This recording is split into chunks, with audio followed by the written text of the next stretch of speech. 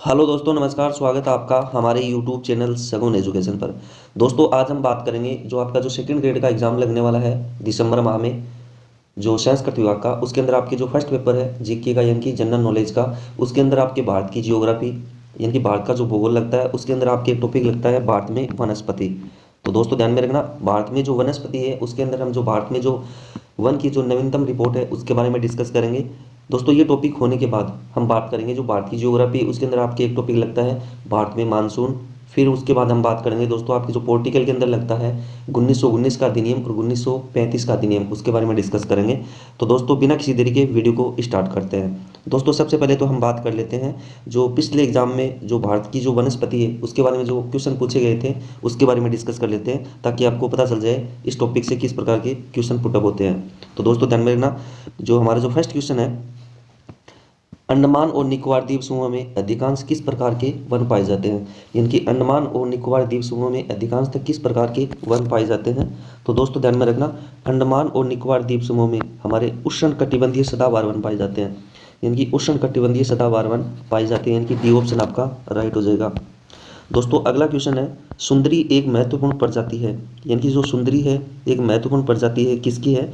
तो दोस्तों ध्यान में रखना, ये एक मैग्रो वन की प्रजाति है, यानी कि सी ऑप्शन आपका राइट हो जाएगा। दोस्तों ध्यान में रखना, पिछली बार जो एग्जाम लगा था संस्कृत विभाग का सेकंड ग्रेड का, उसके अंदर ये क्वेश्चन पूछा गया था।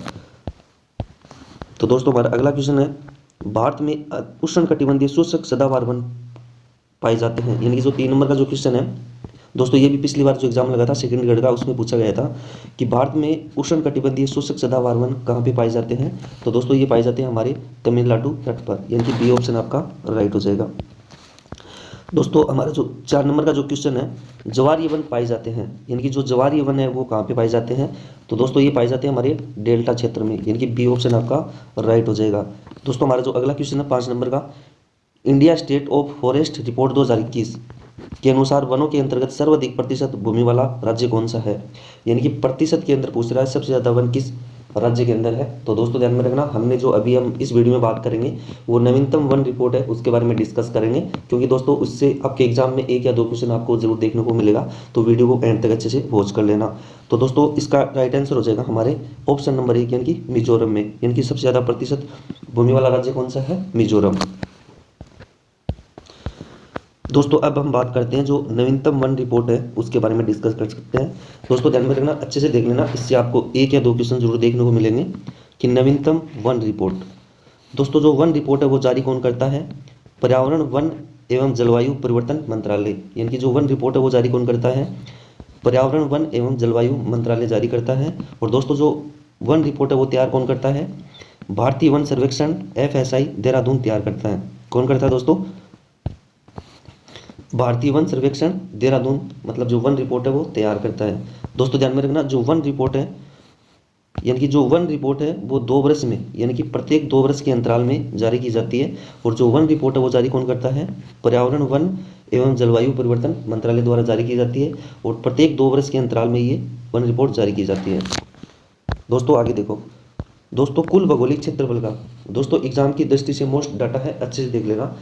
कुल भौगोलिक क्षेत्रफल का कुल वनावरण क्षेत्रफल, यानी कि कुल भौगोलिक क्षेत्रफल का कुल वनावरण क्षेत्रफल है हमारे 21.71%। दोस्तों ध्यान में रखना, ये 21.71% है, यानी कि कुल भौगोलिक क्षेत्रफल का कुल वनावरण क्षेत्रफल कितना है, 21.71, यानी कि 21.71% है।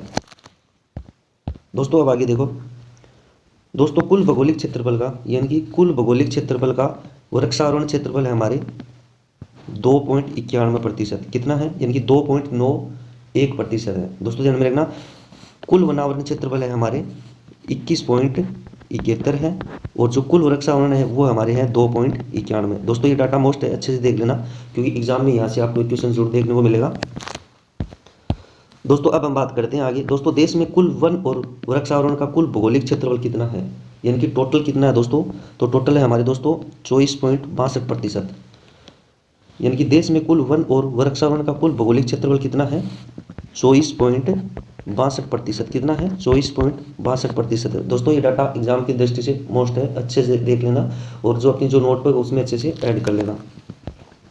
दोस्तों अब आगे देखो, दोस्तों सर्वाधिक वन क्षेत्र वाला राज्य, यानी कि सर्वाधिक वन क्षेत्र वाला राज्य कौन कौन से हैं? तो दोस्तों ध्यान में रखना, इसकी ट्रिक है हमारे एमपी में अरुण की छतरी उड़गी। दोस्तों ध्यान में रखना, ये आप ट्रिक से याद करोगे तो आपको क्रम वाइज याद हो जाएंगे और अच्छे से याद हो जाएंगे। यानी कि सर्वाधिक वन किस राज्य में पाए जाते हैं, क्योंकि एग्जाम में काफ़ी बार ऐसा क्वेश्चन पूछ लेता है। यानी कि सर्वाधिक वन किस राज्य में पाए जाते हैं? तो दोस्तों हमारी ट्रिक है एमपी में अरुण की छतरी उड़गी। दोस्तों ध्यान में रखना, आपको अच्छे याद रखना है। एमपी यानी कि मध्य प्रदेश में अरुण की छतरी उड़गी। तो दोस्तों ध्यान में रखना, एमपी से हो जाएगा हमारे मध्य प्रदेश, अरुण से हो जाएगा हमारे अरुणाचल प्रदेश, छतरी से हो जाएगा दोस्तों हमारे छत्तीसगढ़, उड़गी से हो जाएगा हमारे उड़ीसा। यानी कि एमपी में अरुण की छतरी उड़गी। तो दोस्तों ध्यान में रखना, 1 नंबर पे हमारे है मध्य प्रदेश, 2 नंबर पे हमारे है अरुणाचल प्रदेश, 3 नंबर पे हमारे है छत्तीसगढ़ और 4 नंबर पे हमारे है उड़ीसा। दोस्तों अच्छे से ध्यान में रखना और कलम से याद रखना। यानी कि सर्वाधिक वन किस राज्य में है? मध्य प्रदेश में, फिर हमारे है अरुणाचल प्रदेश, फिर हमारे है छत्तीसगढ़, फिर हमारे है उड़ीसा।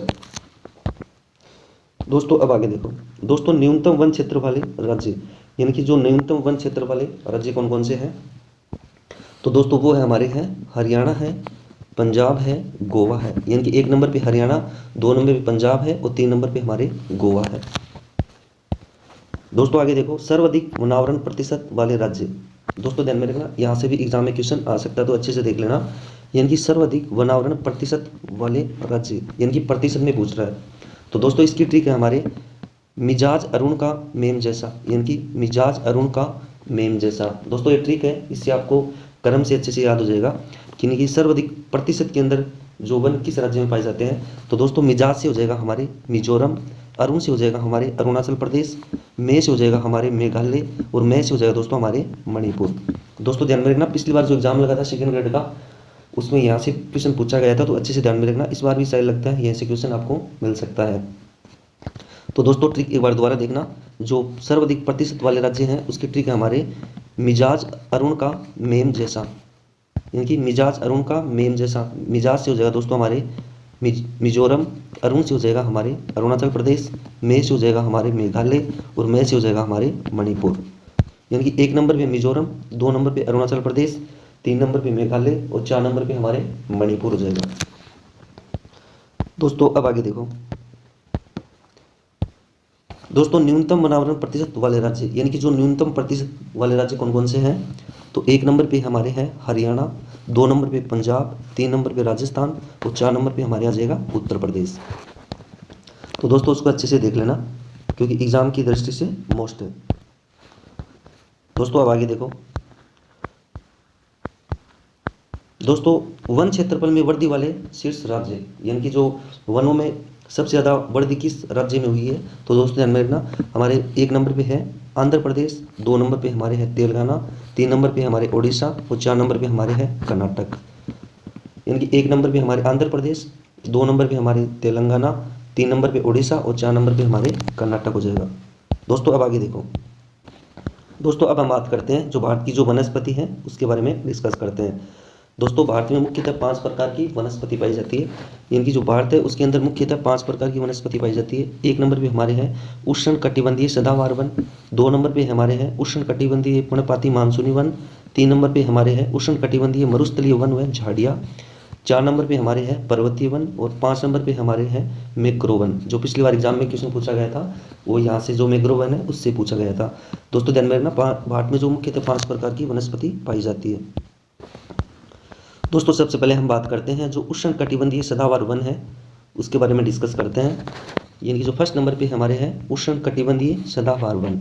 दोस्तों ध्यान में रखना, इसके लिए जो वर्षा है वो हमारे 200 सेमी से अधिक चाहिए और तापमान हमारे 24 डिग्री सेल्सियस। यानी कि जो सदाबहार वन है उसके लिए जो वर्षा होती है वो 200 सेमी से अधिक होनी चाहिए और तापमान हमारे 24 डिग्री सेल्सियस होना चाहिए। दोस्तों ध्यान में रखना, जो सदाबहार वन होते हैं उसके लिए जो वर्षा है वो 200 सेमी होनी चाहिए।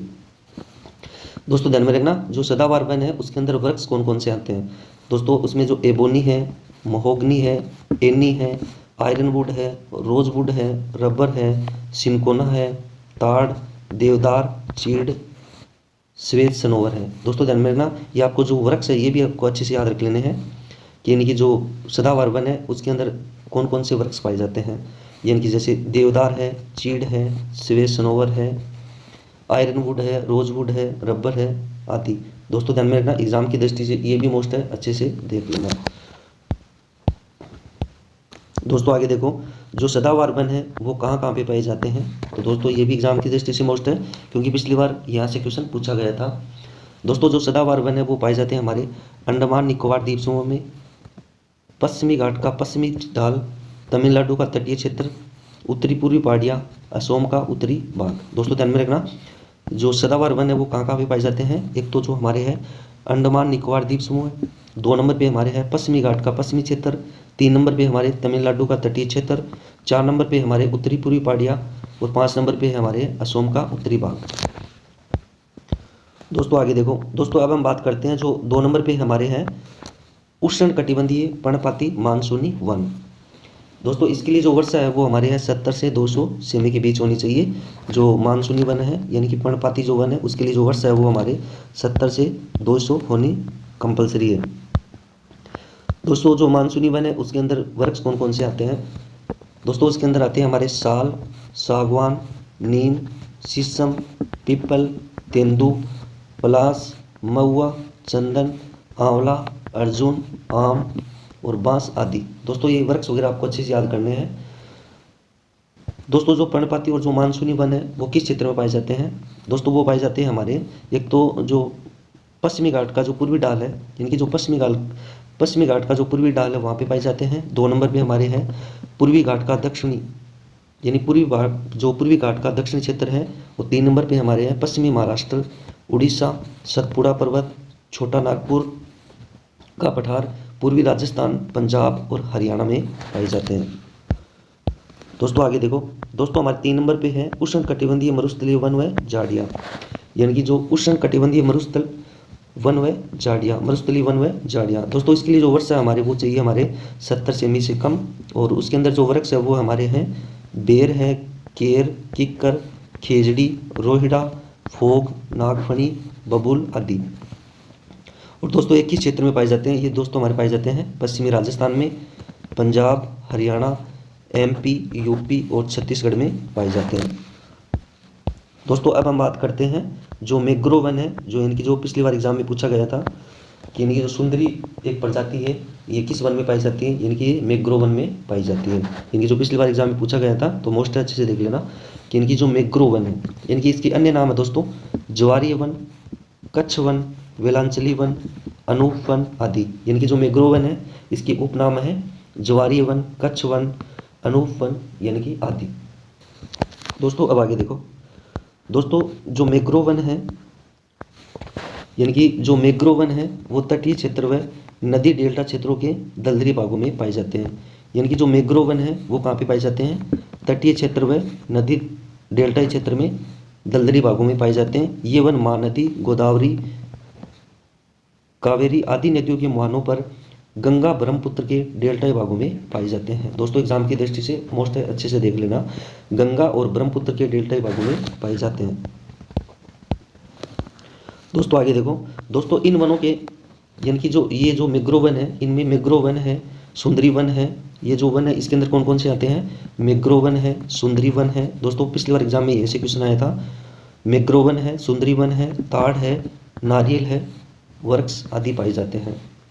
यानी कि इसके अंदर कौन कौन से वृक्ष पाए जाते हैं, इसमें हमारे आपके सुंदरी वन है, ताड़ है, नारियल है और वृक्ष आदि, यानी कि जो नारियल का वृक्ष है आदि। दोस्तों ध्यान में रखना, ये हमारा टॉपिक, ये जो टॉपिक है वो कंप्लीट हो जाता है। और कल हम बात करेंगे जो भारत की ज्योग्राफी के अंदर आपके लगता है मानसून तंत्र, फिर उसके बाद हम बात करेंगे 1919 का अधिनियम और 1935 का अधिनियम के बारे में डिस्कस करेंगे। दोस्तों अगर आपको हमारा वीडियो अच्छा लगे तो वीडियो को लाइक और चैनल को सब्सक्राइब करना ना भूलें और बेल आइकन पर क्लिक करें ताकि आने वाले वीडियो का नोटिफिकेशन आपको समय पे मिल सके। दोस्तों मिलते हैं अगली वीडियो में, धन्यवाद।